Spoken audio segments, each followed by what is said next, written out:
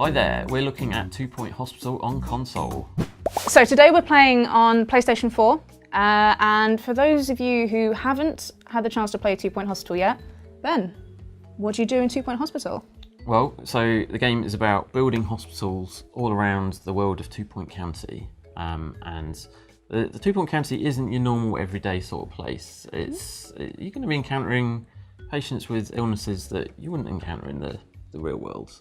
So, you know, you're going to be seeing things like animal magnetism, where people will come into your hospitals with animals covering them and they're going to need an ultrasonic cannon to shoot them off, that kind of thing. So yeah, this isn't a normal everyday hospital game. This is a light-hearted hospital simulation game. As you can see here, this is the world of 2 Point County. You're going to be visiting lots of different locations throughout the game, and each one with its own different challenges. So this little village here is the village of Hogsport, where we get to start our career as a hospital administrator. All right, let's jump in. So every patient that comes into your hospital, they're going to check in at a reception first, and then they're going to go and see a GP, where they will start the diagnosis process. So we can put that reception wherever we want. We can have as many receptions as we want. If it's getting busy, we can put a few more down. And we're going to need staff to work there as well. Okay, who have we got? Okay, so we've got Trevor. Luca's sausage sounds pretty good. Luca is a positive, so like additional happiness. It's important to look at the character traits of your staff when you're hiring. Let's maybe not go for weak Titus bladder. Mojo. Yeah. Okay. Maybe not. There we go. All right, so we've got a receptionist. We need a GP's office, so let's get building.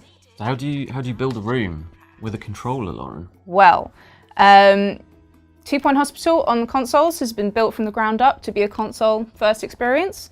So we have redesigned the UI to work using hotkeys, so you can quickly jump between menus. So let's quickly build a room. All right, we've got GP's office. Where should we put it? I guess somewhere vaguely close to the reception. That seems like a good position. So you've got your desk where the GP is going to sit, consult the patient. Filing cabinet where they keep all the records. And I'm just using bumpers to rotate the item. Yeah, I think filing cabinet looks nice there.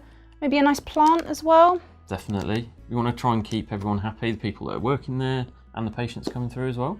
Okay, and complete the room with triangle. We have a room. How quick was that? Awesome. All right, we're going to need a doctor. Kind of don't want to spend that much money, so let's go with Max. Max looks good. Cool, that sounds good. Brilliant. Fantastic. And we have everything we need to diagnose our first patient. Who is our first patient? Let's have a look. Who have we got? Crystal Pound. Crystal Pound, fantastic. All right, well, Crystal Pound is going to go straight to reception, check in, and then head straight to the GP. And the GP really, that's kind of the hub, the heart of the hospital, because the GP makes all of the decisions about where the patient should go next. You know, they've got to guide them through the diagnosis process. In some cases, the GP might be able to identify what's wrong with the patient straight away. In other cases, they might need to send them to another room, like go for an X-ray or, go for general diagnosis, that sort of thing.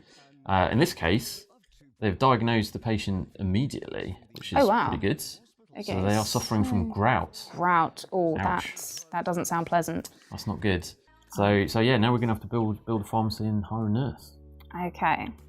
So I quite like the idea of keeping this as like the diagnosis area. So maybe bring the pharmacy over here. And that's an important part of the game, especially I think as you get further into the game, really thinking about the layout of your hospital. Like you say, do you put your diagnosis rooms together? Do you put your treatment room somewhere else? Think about the journey of your patients through the hospital. All of the different places they're going to visit. And it's not just about the diagnosis and treatment rooms either. You've got to think about the needs of the patients as well. Are they hungry or thirsty? Do they need the toilet, for example? I see a nice bit of prettying you're doing there. I always put a potted plant. I want to have a nice ambience in my hospital. There you go. Oh, we've already got a queue outside. There's a couple of grout sufferers, I imagine. Tell you what, let's put a bench down for them. Make this a bit more comfortable. Yeah. There you go. Enjoy the bench. Good stuff. I mean, that's the important thing is make sure you keep your patients happy and healthy as they progress through their journey in the hospital. Because if they're not happy, they might decide to leave the hospital, go to another hospital, and you've just lost their business. That's potential income that you could have got. And if you don't keep them healthy, then bad things can happen, as you might imagine. Well, you know what makes everyone happy? Snacks. Snacks, yeah. Okay. Oh, great. We've cured a patient. Hey! Awesome. Fantastic. Ooh, what's this? New illness. Oh my god.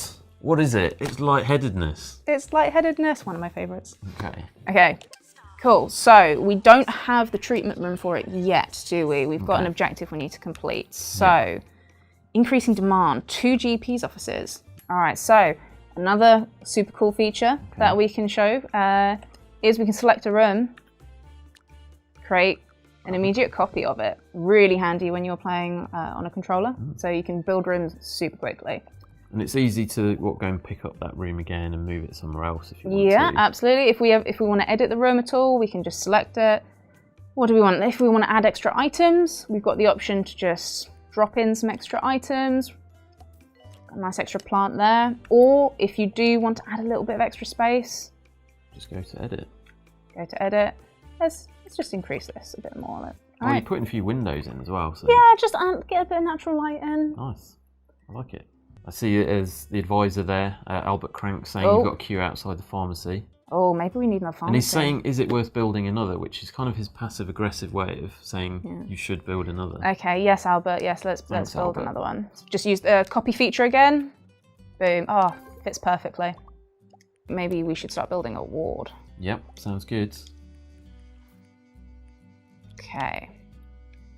So, 4x3. I mean, I like building quite a big ward. Yeah. Well, we're probably going to get quite a few patients coming through that all need to use the ward. There's a couple of different ways people can use the ward, actually. You can use it for diagnosis and for treatment, so some rooms can be used for both. One thing that we've added to the console version, which is really handy, is overview mode. So if you zoom out, you switch to this top-down view where you can, it's for analysing exactly what's going on in your hospital. You can see all of the key information about the different rooms you've got, where there are bottlenecks building up, where the staff and patients are at any given time. So it's very useful if that's the way you want to play the game, is really look at your layout and analyse what's going on. So yeah, it's great to have that in the console version. And we can clearly see how much better this GP's office is to this one. Okay, looks like we've actually diagnosed the patient there with lightheadedness. Fantastic. All right, so... And this is an example of what we were saying at the start about 2 Point County it's a light-hearted place, and the illnesses are not your usual everyday illnesses, so don't be surprised to see people with light bulbs for heads, for example. And as you might imagine, that's going to need some fairly specialist equipment to sort out. Fortunately, we've unlocked the deluxe clinic. So we're starting to get a few more rooms unlocked at this point. So if I jump into filters, jump straight to the treatment rooms. Handy. Much easier to find it that way. Right, so go into our treatment area. This is your treatment department. Yes. This part. Okay, good. So that is the Deluxe machine, which is, well, as you'll see, it's perfectly designed for dealing with cases of lightheadedness. Okay, Ben Codpiece.